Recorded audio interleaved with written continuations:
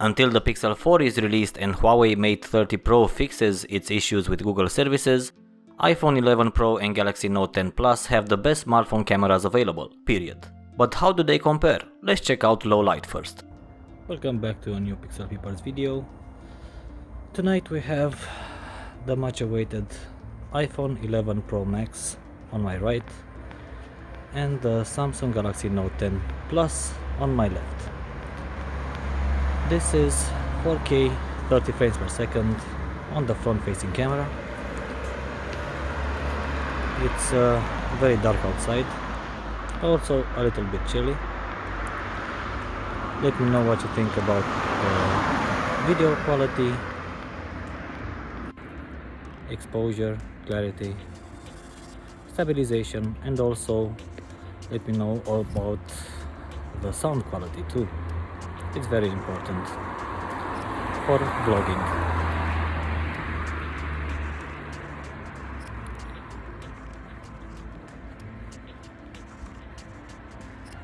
It's much darker here.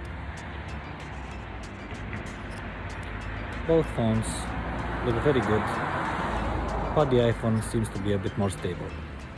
This is 4K at 30 frames per second with the back camera. The iPhone 11 Pro Max still on my right and the Galaxy Note 10 Plus on my left. The iPhone seems to have much better dynamic range. I can see the Samsung overexposing the highlights.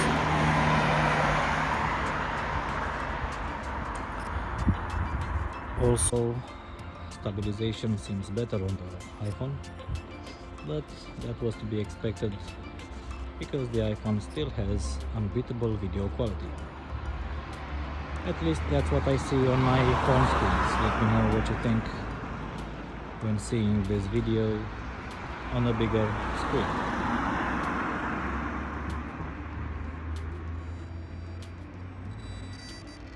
Now let's check out the 1080p video footage.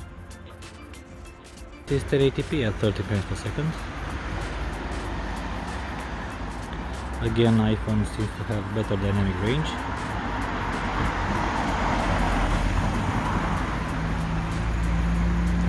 Now let's see the stabilization.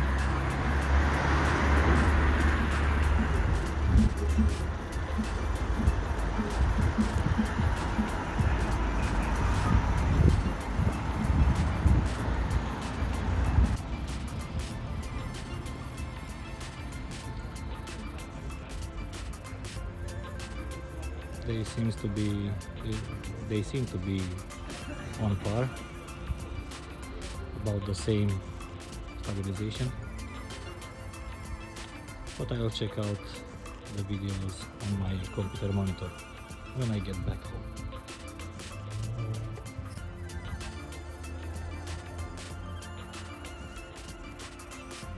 This is video with the ultra wide angle camera, 4K 30 frames per second. The iPhone can shoot in 60 frames per second with all 4 cameras, while the Note can only shoot 60 frames per second with the main camera. I can see some noise with a Note, but also it seems to be a bit sharper. The iPhone is much cleaner, but also detail seems to be a bit lacking. Also, dynamic range is much better on the iPhone. Just look at the sign. You can see perfectly what is written over there. And with the Note, it's a bit overexposed and the colors are not that good. We all know iPhone is unrivaled when it comes to video quality. Front-facing video both shoot 4K, but only the iPhone can shoot in 60 FPS. Quality is great, Samsung has a bit more natural colors, but iPhone strikes back with a better dynamic range and a wider field of view. 4K with the main camera is where we see the iPhone pulling off ahead. with much better stabilization and dynamic range. Samsung also offers top performance, but like in all other Android phones, low-light videos see the flickering in the lights because of the electronic image stabilization. iPhone stays sharp, stable and perfectly exposed. 1080p video with the main camera is a much closer fight, with Samsung improving its stabilization almost to the iPhone level. But the Pro Max still comes slightly ahead thanks to the amazing dynamic range it can pull off. Also, sound quality is on par on both devices, flawless performance. And both smartphones can shoot 4K video with the ultra-wide camera. And here I must say Samsung does at least as a good job as the iPhone. It has a sharper video, but has more noise. It has better stabilization, but it's inferior to the iPhone when it comes to exposure and dynamic range. Either way, top performance, no phone could have done it better. Switching to photos and getting the selfies out of the way quickly, Samsung takes better selfies at night.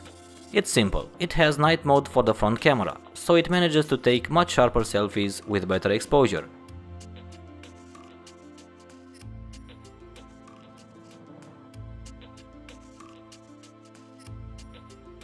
Portrait selfies are a different matter, as you can't shoot portrait night mode with the Samsung, and things are much more even, but still. It has better edge detection. Just look at my left wireless earbud. It was completely removed in the iPhone photo. So Samsung has a better front camera for night selfies, but what about the back cameras? Starting with portrait modes with the main camera, iPhone is sharper, more detailed, better exposed and with more natural colors. The differences are not mind-blowing, but still are noticeable.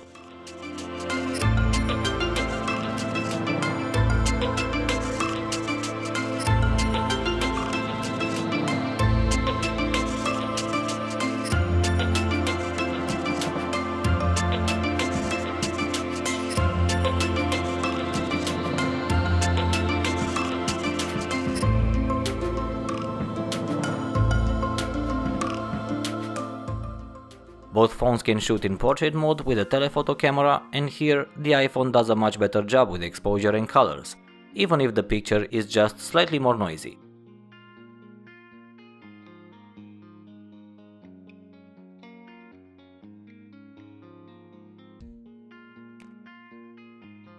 But iPhone 11 Pro has one chink in the armor, that is the ultra-wide-angle camera performance in low light.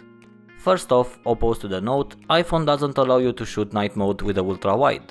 So the resulting photos are much softer, darker, with less texture details and crushed shadows. But still, it manages to do better with dynamic range and colors. All in all, Samsung has a superior ultra-wide-angle camera in low light.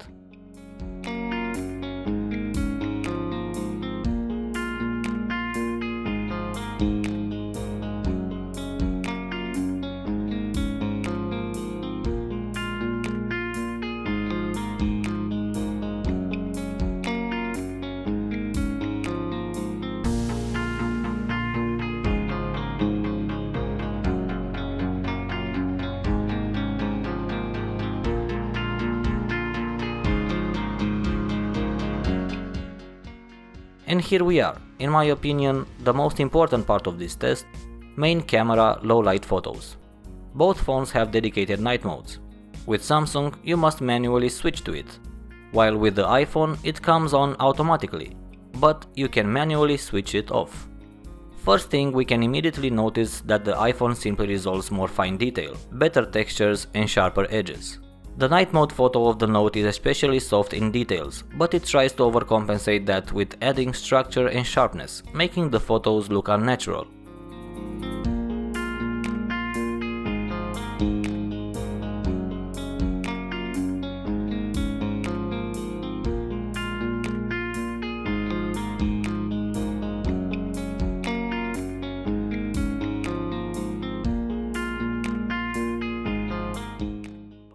iPhone continues to amaze me with the incredible dynamic range and control on the highlights, with no expense in overall image quality and details.